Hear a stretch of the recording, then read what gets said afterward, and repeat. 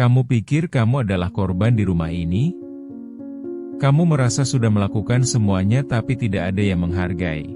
Lalu kamu membenarkan sikap judesmu, omelanmu, dan wajah masamu setiap hari.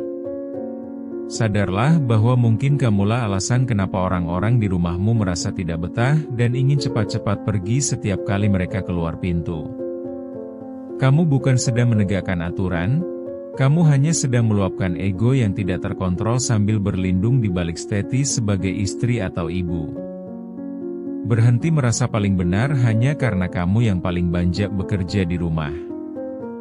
Kelelahanmu bukan lisensi untuk menjadi kasar, apalagi menjadi sumber trauma bagi anak-anakmu sendiri. Jika rumah yang seharusnya jadi tempat paling aman justru terasa mencekam karena kehadiranmu, maka ada yang salah dengan hatimu. Coba jujur pada diri sendiri sekarang juga. Apakah kamu adalah penenang yang dirindukan, atau justru luka yang sengaja kamu rawat agar orang lain merasa bersalah? Realitanya, banyak muslimah yang terjebak dalam perasaan bahwa mengomel adalah bentuk perhatian. Kamu mengira dengan mengingatkan berkali-kali dengan nada tinggi, mereka akan berubah. Padahal yang terjadi adalah mereka hanya belajar cara untuk tidak peduli dan menutup telinga saat kamu bicara. Kamu sedang membangun tembok besar antara dirimu dan orang-orang tersayang. Namun kamu terlalu buta untuk melihat bahwa tembok itu kamu bangun sendiri dengan kata-kata tajammu. Ada rasa sakit yang terpendam saat seorang suami pulang dengan beban berat, namun disambut dengan keluhan yang tidak ada habisnya. Kamu lupa bahwa dia juga berjuang, namun kamu merasa bebanmu jauh lebih berat sehingga kamu merasa berhak mengabaikan lelahnya. Saat kamu menjadikan rumah sebagai tempat untuk menumpahkan segala kekesalan, kamu sedang mengubah istana menjadi penjara yang menyesakan. Tidak ada yang merasa nyaman di tempat yang penuh dengan tuntutan tanpa ada ruang untuk apresiasi. Lalu lihatlah anak-anakmu yang tumbuh dalam ketakutan melihat perubahan raut wajahmu. Mereka tidak belajar tentang cinta, mereka belajar tentang bagaimana cara bertahan hidup di tengah emosi ibu yang tidak stabil. Kamu mungkin berpikir mereka akan mengerti saat mereka besar nanti, tapi kenyataannya luka masa kecil adalah hantu yang akan mereka bawa sampai dewasa. Kamu sedang menanam benih trauma yang mungkin tidak akan pernah selesai mereka obati seumur hidup mereka. Kamu sering mengeluh kenapa suasana rumah terasa dingin dan kaku.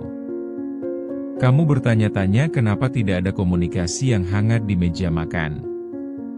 Jawabannya sederhana, siapa yang mau terbuka jika setiap kata yang keluar dari mulutnya selalu dikritik atau dipatahkan dengan nada sinis? Kamu menghancurkan rasa percaya mereka, lalu kamu merasa kesepian di tengah keluarga yang lengkap. Itu adalah tragedi paling menyedihkan yang kamu ciptakan sendiri. Jangan bersembunyi di balik dalil bahwa kamu hanya ingin yang terbaik untuk keluarga. Yang terbaik tidak pernah disampaikan dengan cara yang menghancurkan mental. Kamu hanya sedang memuaskan keinginanmu untuk mengontrol segala hal sesuai maumu. Saat realita tidak berjalan sesuai rencana, kamu meledak dan menganggap semua orang adalah beban dalam hidupmu. Padahal, beban terberat di rumah itu adalah ego kamu yang tidak mau mengalah. Sadar atau tidak, kamu sedang melatih mereka untuk menjauh darimu. Kamu ingin dihormati, tapi kamu lupa bahwa hormat itu tumbuh dari rasa cinta dan rasa aman, bukan dari rasa takut. Jika mereka patuh hanya karena takut kamu marah, itu bukan ketaatan, itu adalah tekanan. Kamu sedang menciptakan jarak yang sangat lebar, dan suatu saat kamu akan terbangun dalam kesunyian karena mereka sudah benar-benar pergi secara emosional. Inilah saatnya kamu berhenti menyalahkan keadaan, menyalahkan mertua, atau menyalahkan suami atas sifat burukmu. Kamu adalah pemilik penuh atas lisan dan hatimu. Jika kamu tidak mampu menjadi penenang, setidaknya berhentilah menjadi penambah luka. Karena pada akhirnya, yang akan kamu pertanggungjawabkan bukan hanya soal berapa banyak masakan yang kamu sajikan, Tapi bagaimana perasaan orang-orang yang tinggal di bawah atap yang sama denganmu? Bayangkan seorang ibu yang baru saja selesai membersihkan seluruh rumah. Saat dia melihat ada satu mainan anak yang tergeletak atau satu kaos kaki suami yang tidak pada tempatnya, dia langsung meledak. Dia tidak hanya meminta tolong untuk merapikannya, tapi dia mulai mengungkit semua pengorbanannya sejak menikah. Dia menyebut dirinya sebagai pembantu yang tidak dihargai, sementara anak dan suaminya hanya bisa terdiam karena tahu kalau mereka menjawab, badai akan semakin besar. Atau coba lihat saat sang suami pulang kerja dengan wajah lelah setelah menghadapi tekanan di kantor. Alih-alih mendapat pertanyaan bagaimana harinya, dia justru disambut dengan daftar panjang masalah rumah yang harus segera diselesaikan. Mulai dari keran air yang bocor, tagihan yang belum terbayar, sampai keluhan tentang perilaku anak yang nakal. Dia tidak diberi waktu untuk bernapas, dan seketika rumah yang seharusnya jadi tempat istirahat berubah jadi medan perang baru. Lalu ada momen saat anak ingin bercerita tentang hal kecil yang menurut mereka menyenangkan. Namun, sang ibu memotong pembicaraan itu dengan kritik tentang nilai sekolah yang turun atau cara berpakaian yang salah. Sang anak yang tadinya bersemangat tiba-tiba terdiam dan menarik diri. Dia belajar bahwa berbagi perasaan dengan ibunya adalah hal yang berisiko karena bisa berakhir dengan ceramah panjang yang menyudutkan. Kalian mungkin sering melakukan ini tanpa sadar, seperti membandingkan suami dengan suami orang lain di media sosial. Kamu bilang bahwa suami temanmu lebih perhatian atau lebih mapan. Kamu mengucapkannya dengan nada bercanda, tapi sebenarnya itu adalah pisau yang menyayat harga diri laki-laki di depanmu. Kamu merasa itu hanya masukan, padahal itu adalah serangan mental yang membunuh semangatnya untuk membahagiakanmu. Ada juga tipe yang menggunakan aksi diam sebagai senjata untuk menghukum orang rumah. Kamu tidak bicara selama berhari-hari, memasang wajah dingin, dan membuat suasana rumah jadi sangat mencekam. Semua orang harus menebak-nebak apa kesalahan mereka dan berusaha mengambil hatimu. Kamu merasa berkuasa dengan cara ini, padahal kamu sedang mengajarkan mereka cara berkomunikasi yang tidak sehat dan penuh manipulasi. Hal-hal kecil seperti nada bicara yang tinggi saat memanggil anak, atau sindiran tajam saat suami lupa melakukan sesuatu, terlihat sepele bagi kamu.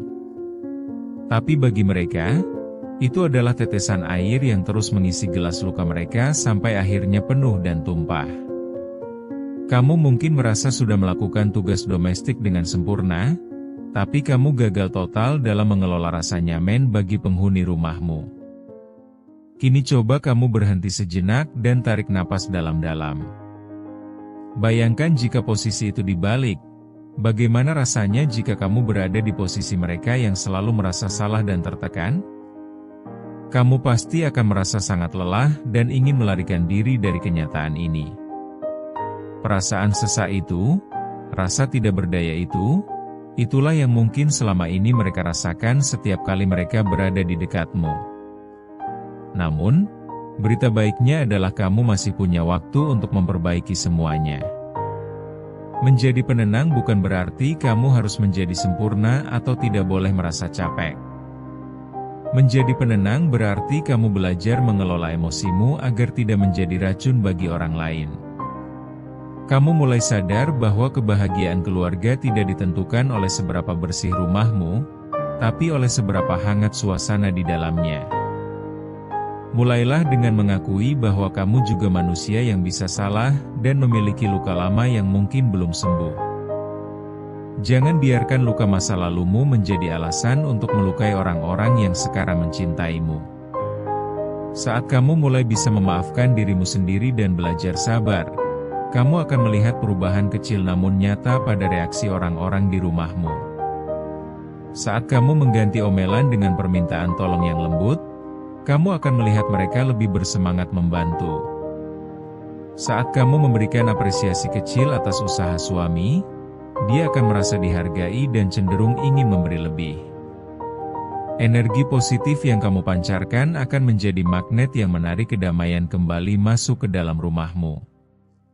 Sekarang pilihannya ada di tanganmu, mau tetap menjadi penguasa rumah yang ditakuti namun dibenci, atau menjadi cahaya yang dirindukan kehadirannya. Jangan tunggu sampai anak-anakmu menjadi asing dan tidak mau lagi berbagi cerita denganmu. Jangan tunggu sampai suamimu menemukan ketenangan di tempat lain karena dia tidak menemukannya di rumah sendiri. Perubahan itu harus dimulai dari kamu. Saat ini juga, tanpa tapi dan tanpa alasan. Berhentilah menjadi korban dari perasaanmu sendiri dan mulailah mengambil tanggung jawab atas suasana hatimu. Kamu adalah ratu di rumahmu, dan seorang ratu yang bijak tahu cara memimpin dengan kasih sayang, bukan dengan ancaman atau kemarahan. Ingatlah bahwa rumah adalah satu-satunya tempat di dunia ini di mana orang seharusnya bisa melepas semua topeng mereka dan merasa diterima sepenuhnya tanpa syarat. Jadilah wanita yang ketika dia masuk ke dalam ruangan, suasana jadi terasa ringan dan tenang. Jadilah sosok yang kehadirannya membawa kedamaian, bukan yang kepergiannya justru disyukuri oleh orang rumah. Perbaiki lisanmu, bersihkan hatimu dari kebencian, dan kembalikan fungsi rumahmu sebagai surga dunia sebelum kamu benar-benar kehilangan semua yang kamu sayangi.